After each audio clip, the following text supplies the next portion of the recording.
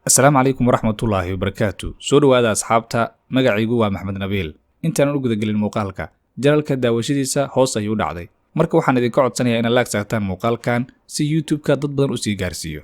Haddaba markaynu bilowno muuqaalkeena.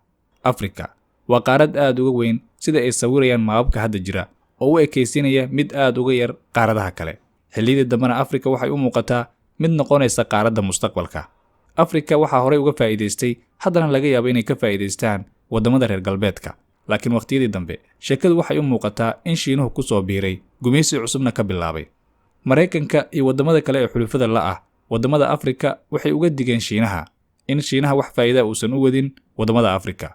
Halka dawladda Shiinahana sheegtay saaciidada ay u fidinayso Afrika inay aad uga badan tahay midda dawladaha kale.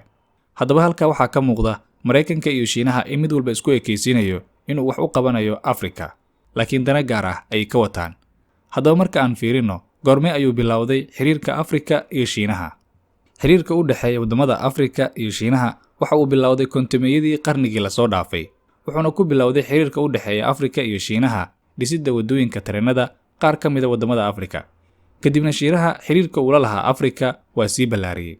Wuxuuna Shiinaha maalgashi ku sameeyay qaar ka mid ah wadamada Afrika halka kuwa kalena ay deyn siiyeen. 2015kiina deymaha iyo maalgashiga Shiinaha ee Afrika waxa ay gaartay $60 bilyan. Waa lacag aad u fara badan.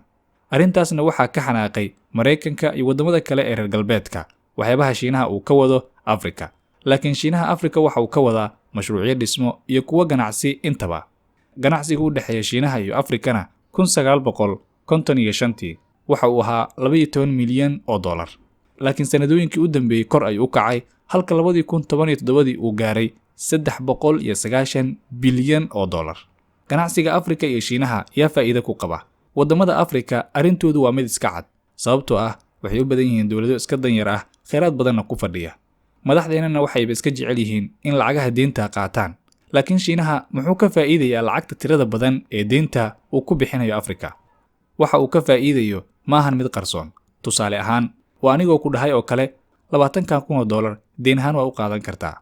Laakiin waxaa la socda lacag dulsaar ah.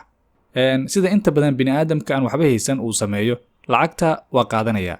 Kadibna waxa uu ku dhisanayaa guri, gaari iyo ganacsi intaba. Laakiin 10 sano kadib waa inaad lacagta soo celisaa. Marka aad lacagta soo celinaysana, maahan 20,000 ee aan ku siiyey ee waxaa laga rabaa $40,000, sababtoo ah lacag dulsaar ayaa la socotay. Xilligaasna lacagta laga rabo haddii aad diibi weyso waa inaad soo wareejisaa gurigaaga, ganacsigaaga iyo meelaha muhiimka ah ee lacag laga soo saari karo. Si dhib la'aan ah ayaad noo wareejinaysaa, sababtoo ah lacagtii lagugu lahaa ayaad diibi weysay. Waana sida arrinta uu Shiinaha ku sameynayo xilligan wadamada Afrika. Lacag deyna oo fara badan ayay wadamada Afrika ka qaadanayaan Shiinaha. Markii ay iska bixin waayaanna, Shiinaha waxa ay ku wareejinayaan ilaha dakhligu ka soo galo wadamadooda. Sirida deynta ee Shiinaha wadamo badan ayaa ku dhacay. Waxaana ka mid ah wadamada Shiinaha deynta badan ku leeyahay Zambia, oo dadka ka soo jeeda wadankaasi ay gudaha wadankooda ku noqdeen ajaanib. Sababtoo ah waxa wadanka qabsada Chinese kadib markii ay deynta iska bixin waayeen. Sidoo kale Kenya wuxuu u dhisay Shiinaha waddo tareen oo ay ku baxday lacag ka badan $3 bilyan iyo mashruucyo kale. Lacagtaasi oo dhanna maahan bilaash ee deyn ayay ku tahay dalka Kenya. Sidoo kale Shiinaha waxa uu deyn fara badan ku leeyahay wadamo kale oo Afrikaan ah, sida Suudaan oo uu ku leeyahay $6.4 bilyan, Ethiopia $13 bilyan, Angola $25 bilyan iyo wadamo kale oo badan oo Afrikaan ah.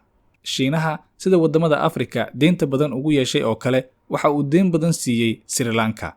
Markii dagaalkii sokeeyay uu ka dhamaaday Sri Lanka, waxa ay deyn badan ka soo qaateen Shiinaha, waxayna ku dhisteen wadooyin, garoomo, dhismayaal dhaadheer iyo dekado intaba.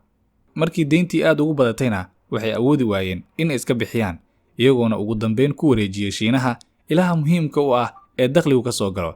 Sida Sri Lanka Shiinaha uu ku sameeyay oo kale, waxaa ku dhacay siriqdaasi wadamo kale oo badan. Waxaa ka mid ah Pakistan, Maldives, Laos, Kazakhstan, Mongolia iyo kuwa kale. Wadamadaas uu Shiinaha deynta ku yeeshay kalena wareegay ilaha muhiimka u ah, markii ay deynta iska bixin waayeen, lacagta ka soo gasha waxa ay toos u aadaa wadanka Shiinaha. Marka xaqiiqda laga hadlo, wax free ah ma jiraan. Sida muuqata, waxyaabaha dunida laga isticmaalo intooda badan waxaa ku qoran Made in China. Waxaa lagu sameeyay China. Laakiin hadda waxay u socdaan China ayaa iska leh.